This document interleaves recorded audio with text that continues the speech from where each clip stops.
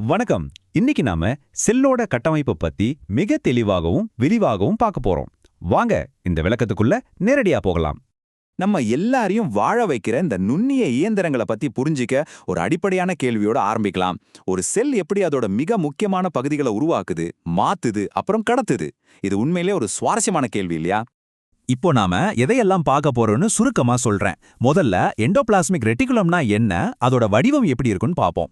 அப்புறம் அதோட 2 வகைகளை பத்தி தெரிஞ்சுக்குவோம். இறுதியா அது எப்படி செல்லுக்கு ஆதரவு கொடுத்து அதை சுத்தப்படுத்துதுங்கிறதையும் பார்க்க போறோம். பகுதி 1. எண்டோபிளாஸ்மிக் ரெட்டிகுலம் அறிமுகம். பெரிய அளவிலிருந்து நுண்ணிய அளவை நோக்கி நாம இப்போ பயணிக்க போறோம். சரி, எண்டோபிளாஸ்மிக் ரெட்டிகுலம்னா என்ன? ரொம்ப எளிமையா சொல்லணும்னா இது ஒரு மிகப்பெரிய மடிக்கப்பட்ட சவ்வு.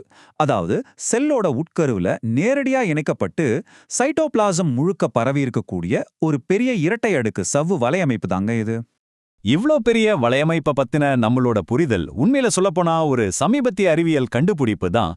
எண்டோபிளாஸ்மிக் ரெட்டிகுலம் அப்படிங்கிற இந்த பெயரை 1948ஆம் வருஷம் K.R. போர்ட்டர் அப்படிங்கிற விஞ்ஞானி தான் முதல்ல வச்சாரு. பகுதி 2. 3 இயற்பியல் அமைப்புகள். இந்த அற்புதமான வலையமைப்பு உருவாக்குற குறிப்பிட்ட இயற்பியல் வடிவங்களை பத்தி இப்போ பார்க்கலாம். இந்த எண்டோபிளாஸ்மிக் ரெட்டிகுலத்தோட கட்டமைப்பு 3 முக்கிய வடிவங்களை உள்ளடக்கியது.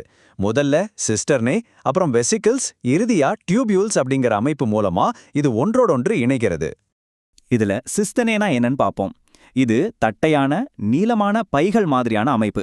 இந்த சவ்வுகளுக்கு நடுவுல உள்ள இடைவெளியில ஒரு சிறப்பு திரவம் நிரம்பியிருக்கும். இந்த பைகள் ஒண்ணுக்கொன்னு இணையா அடுக்கப்பட்டு லாமெல்லா அப்படிங்கிற ஒரு அமைப்பை உருவாக்குது. அடுத்து வெசிக்கிள்ஸ். ரொம்ப சுலபமா சொல்லணும்னா பொருட்களை பிடிச்சு வைக்கிற சின்னஞ்சிறிய முட்டை வடிவ சவ்வு பைகள் தாங்க இது. செல்லுக்குள்ள இருக்கிற சின்னஞ்சிறு வெற்றிடங்களா இதை நீங்க கற்பனை செஞ்சுக்கலாம். மூணாவதா டியூபியூல்ஸ். இங்க கவனிக்க வேண்டிய முக்கியமான விஷயம் என்னன்னா, இந்த டியூபியூல்ஸ் ஒரு ஒழுங்கற்ற வடிவத்துல கிளை விட்டிருக்கும் குழாய்கள். மொத்த அமைப்பையும் ஒன்னா இணைக்கிற உயிரியல் தாழ்வாரங்களா இது செயல்படுது. இதோட சுவர்கள் ரொம்ப மென்மையா இருக்கும். பகுதி 3. Rough endoplasmic reticulum. நாம இன்னும் கொஞ்சம் ஜூம் செஞ்சு இந்த வலையமைப்பை அதோட 2 முக்கிய செயல்பாட்டு பகுதிகளா பிரிப்போம். முதல்ல சொரசொரப்பான பகுதியை பத்தி பார்க்கலாம். இங்க ரைபோசோம்கள் அப்படிங்கிற வார்த்தையை நீங்க தெரிஞ்சுக்கணும். ரைபோசோம்கள்னா ஒன்னும் இல்ல, புரதங்களை உருவாக்குற சின்னஞ்சிறிய தொழிற்சாலைகள். இந்த ரைபோசோம்கள் வெளிப்புற சவ்வு மேல ஒட்டி இருக்கிறதுனால தான் அந்த ரெட்டிகுலத்துக்கு ஒரு சொரசொரப்பான தோற்றம் கிடைக்குது. இதோட செயல்பாட்டை 3 படிகளா பிரிக்கலாம். முதல்ல இந்த சவ்வோடு இணைக்கப்பட்டுள்ள ரைபோசோம்கள் புரதங்களை உருவாக்குது. அப்புறம் உள்ளே இருக்கிற சூழல் அந்த புரதங்களை சரியா மடிச்சு வைக்குது. இறுதியா அதுங்க சரியா வேலை செய்யற மாதிரி எண்டோபிளாஸ்மிக் ரெட்டிகுலம் அதை மாற்றி அமைக்குது. பகுதி 4. Smooth endoplasmic reticulum. அடுத்ததா இந்த செல் உறுப்போட 2வது வகைக்கு நாம போகலாம். இந்த வகையில அந்த சொரசொரப்பான ரைபோசோம்கள் இருக்காது. இந்த படத்துல 2க்கும் உள்ள முக்கிய வித்தியாசத்தை நம்ம தெளிவா பார்க்கலாம். இடதுபுறம் இருக்கிற சொரசொரப்பான ரஃப் வகை புரதங்களை கையாளுகுது. அதே நேரத்துல வலதுபுறம் இருக்கிற மென்மையான ஸ்மூத் வகை லிப்பிட்களை, அதாவது கொழுப்பு பொருட்களை உற்பத்தி செய்யுது. இந்த மென்மையான பகுதியோட மிக முக்கியமான வேலை என்னன்னா, செல்ல நச்சுகள்ல இருந்து பாதுகாக்கிற ஒரு ரசாயன ஆலையா இது செயல்படுது. கொழுப்புகளை உருவாக்குறது மட்டும் இல்லாம தீங்கு விளைவிக்கிற இரசாயனங்கள் மற்றும் மருந்துகளை நச்சு நீக்கம் செய்யறதும் இதோட வேலைதான்.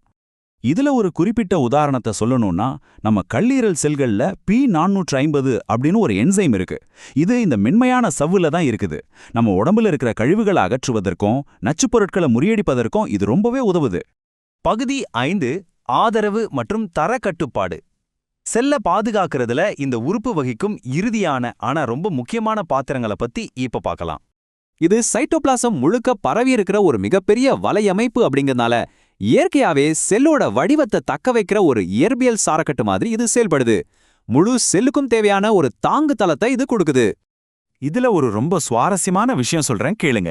இந்த வலையமைப்பு ஒரு மிக கடுமையான தர கட்டுப்பாட்டாளராகவும் செயல்படுது. ஏதாவது ஒரு புரதம் தவறாக மடிக்கப்பட்டாலோ இல்ல தவறாக உருவாக்கப்பட்டாலோ அது உடனே வெளியே இழுக்கப்பட்டு எண்டோபிளாஸ்மிக் ரெட்டிகுலத்திலேயே முற்றிலுமா அழிக்கப்படுது.